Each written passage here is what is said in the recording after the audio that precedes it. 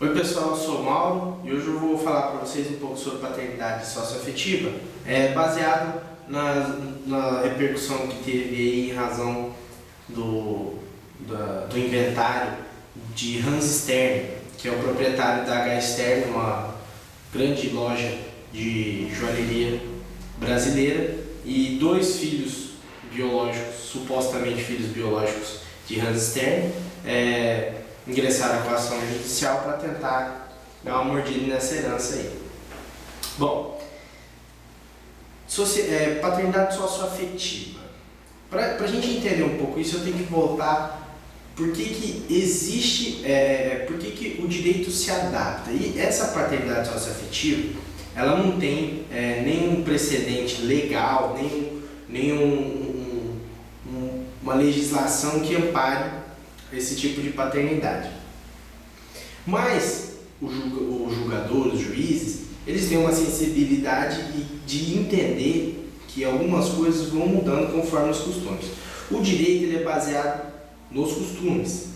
Nasce e existe alguns direitos porque é o costume de uma certa sociedade, de um grupo de pessoas que gera a necessidade de que exista aquele direito. Bom, a paternidade socioafetiva. A gente conhece bem a paternidade biológica, que é aquela gerada por muitos exames de DNA, que ficou muito famoso com ratinho, etc. e tal. A paternidade socioafetiva é aquela baseada no sentimento, aquela baseada no afeto, que é a velha máxima que todo mundo dizia: pai é aquele que cria, não é aquele que faz. Bom, hoje a legislação vem admitindo essa máxima de forma um tanto quanto ponderada. Não admite de qualquer forma o pai que cria. Por quê? O pai não é só o que cria, é o que dá afeto, que dá condição econômica, que dá carinho, etc. Não é só o fato de criar. Bom, a legislação ela não é específica, mas a nossa Constituição, desde 88, ela começou a introduzir um maior respeito, um maior interesse do legislador em proteger a família. Lá na Constituição, ele admitia os filhos consanguíneos, adoção e outras formas. Essas outras formas é onde os julgadores se baseiam para ingressar, para sustentar a teoria deles de que existe essa paternidade socioafetiva. Então, o que a gente precisa? Quais são as características da paternidade socioafetiva? Eu digo, a gente diz paternidade socioafetiva, mas pode ser maternidade socioafetiva também. Como que surge a paternidade socioafetiva? Quando o filho, aquela criança que é criada, que é amada por um outro indivíduo que não o seu pai biológico, ela passa a entender aquele cidadão como o seu pai. Então ele exclui o pai biológico, que muitas vezes ele nem conhece, né? E passa a entender que aquela pessoa que está cuidando, amando e dando a assistência econômica é o seu pai. Essa é a característica principal para se reconhecer a paternidade socioafetiva. Por que começaram a se introduzir a paternidade socioafetiva e tal, e estão discutindo a intenção do pai ou da mãe que tem uma criança que não é seu filho natural biológico e passa a admiti-lo como filho? Bom, no Brasil, ou no exterior, em qualquer lugar do mundo, não é incomum, por exemplo, existir mães que abandonam os seus filhos, deixam com parente, etc., com os próprios avós, depois de um tempo se arrependem e querem buscar ele de volta. Só que aquela criança, ela já admitiu, ela já entendeu que aquelas pessoas que criaram ela são os seus pais, e não a mãe biológica que deixou com eles por qualquer motivo que seja. Assim como, um outro exemplo muito claro, uma mãe solteira, com um filho, ela pega e casa-se com outro indivíduo, com outro cidadão. Esse homem, ele passa a admitir aquela criança da sua esposa que é filho de um outro homem, como seu próprio filho. Ele passa a criar ele como filho e aquela criança passa a entender que aquele é o pai. Esse tipo de relacionamento é considerado como paternidade socioafetiva. Bom, explicado o que é paternidade socioafetiva, agora a gente vai entender qual que é o problema de existir a paternidade socioafetiva e de você possuir um pai socioafetivo e que não exclui o fato de você possuir um pai biológico. Veja bem, quando um pai falece, quando há a morte de um pai, tanto o socioafetivo, biológico, existe a sucessão. Os bens que eram dele vão ser rateados, divididos ou inventariados aos seus herdeiros, certo? E aí, uma criança ou uma pessoa que possui um pai socioafetivo e um pai biológico, ela tem o direito de receber a herança do pai socioafetivo e do pai biológico?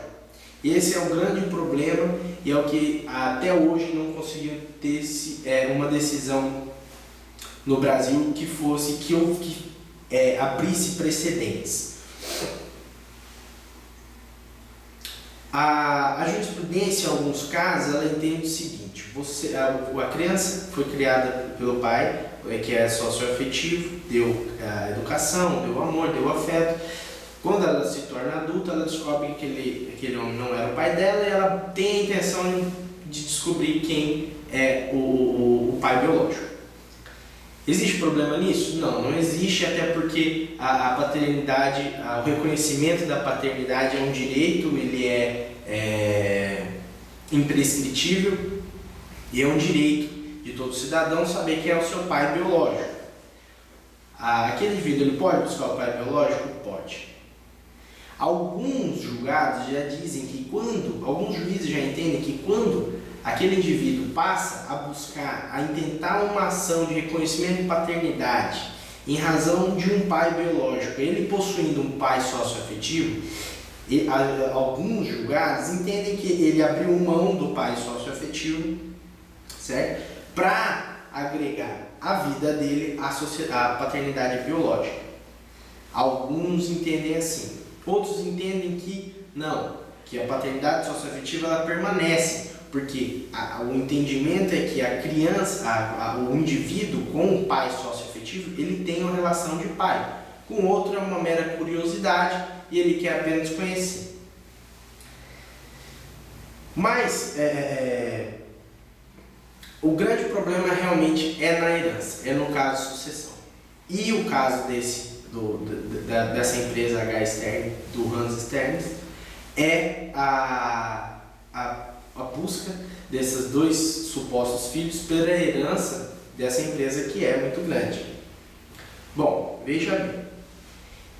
Agora eu vou dar uma opinião particular, não é a opinião da maioria, até porque é um assunto muito divergente. Eu entendo que existe a possibilidade deles requererem na justiça parte da herança que lhes cabe por serem filhos biológicos. Mas eu entendo que eles podem fazer isso caso eles, possuindo um pai socioafetivo, né, eles não tenham já recebido a herança do pai socioafetivo. Veja bem, vamos esmiuçar o caso deles. São dois filhos, né?